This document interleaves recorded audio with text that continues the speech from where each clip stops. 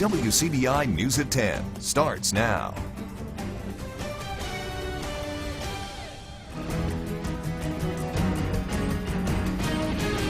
We begin tonight with breaking news out of Calhoun County. The sheriff there confirming they're investigating a double homicide.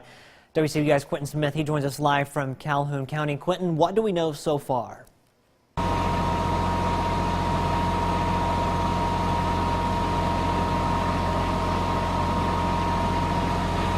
Scott, tonight 2 people are dead and 2 others are behind bars following a double homicide here in Calhoun County. I'm currently in front of a home on 221 County Road 285. Calhoun County Sheriff Greg Collins says this all started when a missing persons report was filed for 2 individuals. Investigators then received a tip that they should come to this home and speak with homeowners about those 2 individuals that were missing. Well, during their investigation, investigators spoke with the homeowners Christopher Keel and Trinity Hastings. After talking to them, investigators arrested both of those homeowners and then searched the property. And it was in a creek 250 feet behind this home where investigators found the 2 bodies of those 2 people that were reported missing. Sheriff Collins says the victims are an African-American male and a white female. Both received multiple gunshots.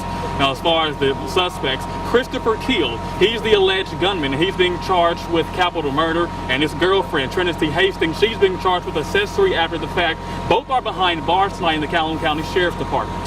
Now, we're going to continue to follow this developing story and bring you more details as it becomes available. But for now, reporting live in Calhoun County, Quentin Smith, WCBI News. Such a tragic story coming out of that area. Thank you, Quentin, for that report. We'll, of course, continue to follow that story on air and online. In other news tonight, Tupelo police, they need your help finding a missing senior citizen. Romeo Lee Essex, he was last seen Tuesday in the area of the Best Western Hotel on North Gloucester Street in Tupelo. Now, Essex is 80 years old and 5'5" and weighs about 130 pounds. Now, his family says that he may have dementia.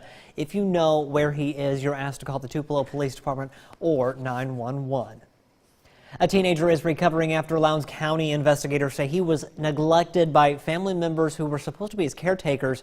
36-year-old Teresa Haynes and 60-year-old Henry Spencer are both charged with neglect of a vulnerable adult. Now, investigators say they found evidence of the neglect after responding to a domestic disturbance call at the home. Lowndes County Chief Deputy Greg Wright says the home was cluttered and it appeared the 18-year-old with special needs was physically neglected. Now, Wright says that the teen could have been in that condition for several days, even weeks. This is bad. I mean, it is.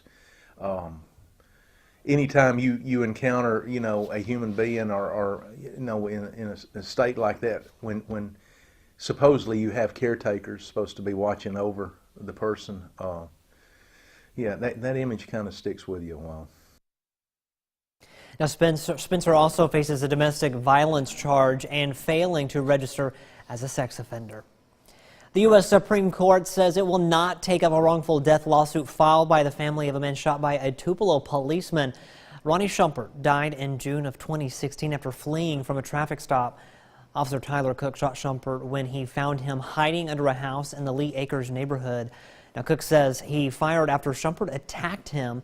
Now, Shumpert's family was seeking $35 million because they claimed a police dog attacked Schumpert and subdued him, making the shooting unnecessary.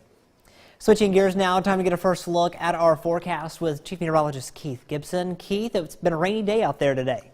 Sure has been, Scott. We had some heavy rain, some thunder and lightning in our area this morning. This afternoon, more clouds than anything else. That is our time lapse from downtown Louisville, Mississippi. Temperatures are in the 40s and 50s in a good chunk of the area right now, where we have cleared things out just a little bit briefly. 30s to low 40s. I do want to show you what's going on to our south. Look at that. More rain, more storms. Those are lifting to the north, and it looks like they'll get in here tomorrow. So we're looking at some 40s initially, then some 50s for highs, rain, some embedded thunderstorms possible too, maybe some heavier rain. Your full forecast in just a few minutes. Well, with all that rain, here's a reminder. There's a reason first responders say stay off the roads when the weather's bad. Take a look at this here. Now, a driver in Calhoun County gets stuck in high water. That's when sheriff's deputies come to the rescue, pulling up close to the stranded vehicle. Now, the driver was able to escape by climbing out of the window of her vehicle into the deputy's truck. Now, just remember, if you cannot see the road, do not drive through the water. Turn around, don't drown. The Calhoun County Sheriff's Department had a lot on their plate today. First responders are working around the clock to try to keep everyone safe. Our Jory Talley, she caught up with Sheriff Greg Pollen as they got to work on what's shaping up to be a busy week. Problems are running as deep as the water here in Calhoun County. Roads and fields look more like rivers or lakes, and now homes are being threatened as well. And it's not over. There's areas of my county that can't take much more, and then we'll be under not just inches, but probably a couple of feet of water in some areas. County roads that will flood, especially in the southwest portion of the county near Big Creek, that way. So, there's some areas that we're very concerned about. This area in Bardaman was already underwater Wednesday morning. There's a culvert that is stopped up right here, and one of the county workers is out here with a backhoe trying to just keep it flowing, trying to get this water away from this house as quickly as possible, because obviously you know better than I that more rain is coming. So it's not over with. We'll be here for a couple of days doing this. But high water won't keep deputies and other first responders from protecting their community. We've got backpacks packed. We got enough food and water and supplies that we can stay out for days if we have to. Hopefully we don't have to, but all of my guys are prepared to be here for the long haul. One rescue has already taken place in Calhoun County, but as the flooding continues, rescues could become even more difficult. If it's one of those incidents where we can't just drive to you like that, we would call a wrecker. We have water rescue. We can call the game and fish. They have boats, four-wheelers. We have people that are on standby to bring us whatever equipment that we need. So we'd figure out a way to get to you if we had to. Pollen is stressing for everyone to be smart during this dangerous weather event. While I was in Calhoun County, I witnessed this truck do everything the sheriff says you shouldn't do. We're asking people not to play in it, not to go through it. Don't put us in a position where we have to try to rescue you. We can be using those resources for other things, and we're just asking people to use common sense. Now, the driver of that truck Jory was just talking about had second thoughts and wisely backed up and decided to turn around. Well, a new study released today shows 1 in 5 rural hospitals across the country is at a risk of closing. Now, that's despite the fact that many of them are vital to their communities. Courtney Jackson explains how Mississippi is the hardest hit state. There's new perspective today on how rural hospitals can survive. Consulting firm Navigant's new study shows Mississippi has more rural hospitals at risk of closing than any other state. It's stats that come as no surprise to the state's hospital association. It's not only an economic issue which drives a community, but it is the access to care. The study shows 31 hospitals at risk of closure. That's nearly half of the state's rural hospitals. But the Hospital Association's president and CEO says there's no quick fix. Our Medicare and Medicaid mix in the state of Mississippi is about 65%. And if you couple that with $1 billion worth of uncompensated care, we really have a problem. Bottom line, hospitals are left on the hook for the costs of care for many of their patients, and that often puts them in the red. It rekindles the fire that we have got to do something. These hospitals didn't do anything wrong. They have been suffering from ACA cuts since the day they were initiated, and they did that without any funding back through any kind of a form of expansion or anything like that. That's why some lawmakers have called for Medicaid expansion, saying that would reduce the number of patients coming in with no insurance coverage. But even if the struggling hospitals go back to the drawing board, their pocketbooks may not be as big as their ideas. The problem is most of these facilities have such a limited budget just to maintain what they're doing. If you start talking about innovation, it's beyond reach. There's no way to do that. There's no capital to move in that direction. The rural hospitals seeing success have changed their model, doing things like offering more outpatient services and thinking of it as an access point to care. Courtney Jackson, WCBI News. A live view in Columbus, Tupelo, Vernon, and Louisville. We are socked in with some clouds. We have some rain that is developing to our south. That rain and those storms are coming our way. Your full forecast is next. WCBI First Alert AccuWeather Forecast with Chief Meteorologist Keith Gibson. Here's our off insurance time lapse from downtown Tupelo. Today you can see the clouds moving on through after the rain we had, and a little tease right there of some sun. Now get ready for Sunday. We actually do have some sun in the forecast, but between now and then, a lot of clouds and more rain. Right now, no rain. We do have rain just to our south, and look at these storms blossoming south of Jackson. Some unstable air. It's coming on back, folks, so get ready for it. Futurecast picking up on the rain and the storms to our south, and it looks like as we get into the wee hours of the night tomorrow morning, especially south and east of Starkville, we may see the best chance for some showers and even some storms in the morning. That activity will lift from south to north, so if you wake up in the north and don't see any rain, you will see some rain at some point tomorrow. As you get into tomorrow evening and tomorrow night, another band of heavier rain may get going. So there you go again. We don't need any more heavy rain in some of these flooded areas, but it looks like we'll have it. Clusters of storms continue into your Friday and some showers too. So that's the way it's looking for the next 2 days. No surprise, the flood watch continues across our area. I'm thinking about 1 to maybe 5 inches of rain. Now, not everyone's going to see those higher amounts, but that is the potential here as we go throughout the next 3 days. So more heavy rain, more storms, and perhaps some severe weather too. Can't rule out some isolated strong storms on Friday. A better chance with that thing right there that is getting organized in the desert southwest. That swings in through here Saturday, and currently in the afternoon and evening we are advertising a chance across the entire viewing area for severe weather, all modes possible, including damaging wind, hail, and tornadoes. The setup here shows the unstable air. That's what we are shading in the yellow. This is Saturday. And these little wind arrows, that is some low-level wind energy where they team up. That could give rise to severe weather right over our vicinity, right out ahead of that front that's coming our way. But tomorrow, some rain, some storms, some pockets of heavy rain. We're looking at highs in the 50s, winds from the northeast at 5 to 15 miles per hour. Remember yesterday we had some of those elevated thunderstorms. We may see the same story tomorrow with some rain and some thunder and lightning. A coolish type day with highs in the 50s. So that is what we're looking at. Some warmer air to our southeast tomorrow, 60s and 70s. That gets back in here starting Friday. So we go from the 50s tomorrow to the 60s Friday, 70s Saturday. There's the risk for those storms. A front clears it out. Sunday, Monday looking great, Scott. Highs around 60. We'll dry it out before some more rain next week. All right, thanks very much, Keith. Well, most educators will tell you that attitudes are contagious, and that's very true. I know that. Well, that's the idea that guides our Educator of the Week. Pamela Johnson teaches the first grade at Fairview Elementary in Columbus. Johnson says the first grade is all about getting the students into a routine and teaching them the basics, but first, she has to lead by example.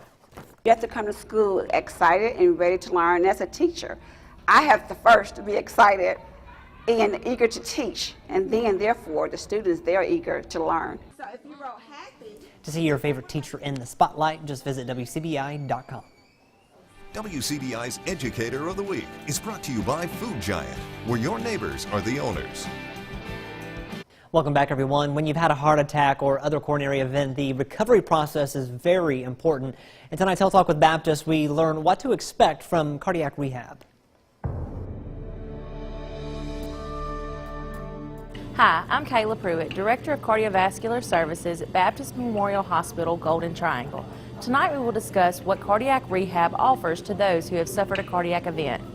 When you begin cardiac rehab, you will receive an assessment of your personal risk factors for heart and blood vessel disease. Initial tests can include an EKG, cardiac imaging tests, and a treadmill or stationary bike exercise test. You may also have tests to measure your cholesterol and blood sugar levels. Education and support to make healthy lifestyle changes such as maintaining a healthy weight, maintaining heart-healthy eating, avoiding tobacco and environmental smoke. You will be instructed on how to begin and maintain a personalized exercise plan that works for you and how to monitor and take better control of your blood pressure, lipids, cholesterol, and diabetes.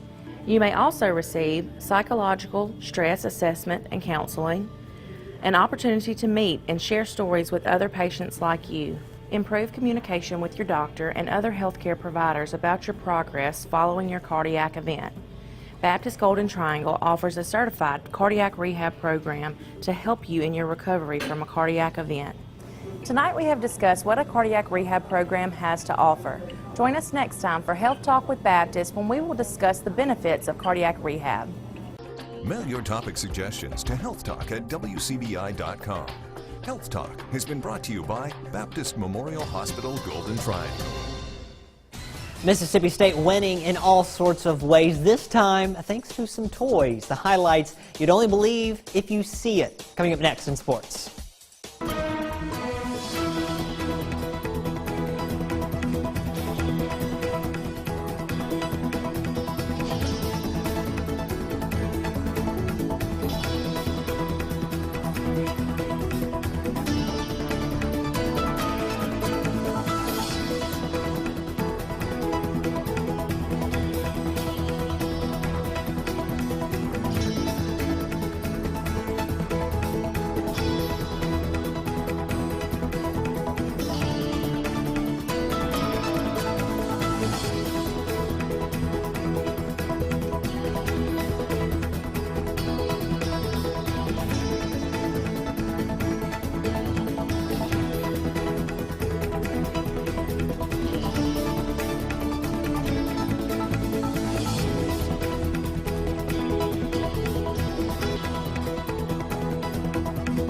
WCBI Sports with Tom Ebel.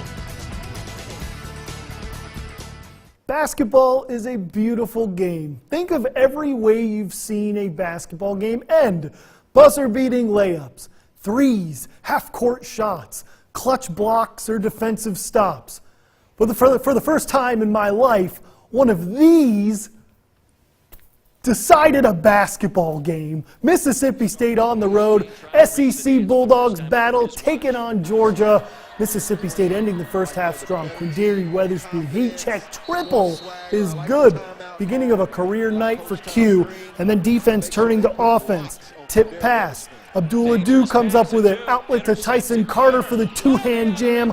Bulldogs end the first half on a 16-1 run.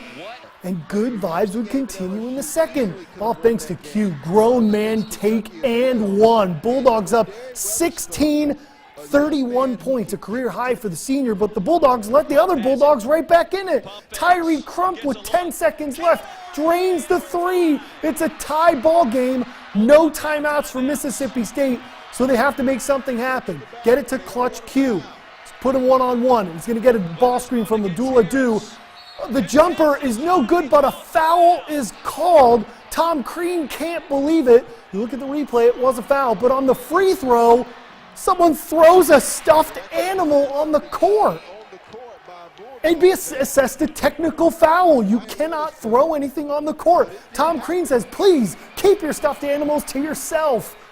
And that is your ball game. Q drains the free throw. He'd intentionally missed the second. Mississippi State wins 68-67.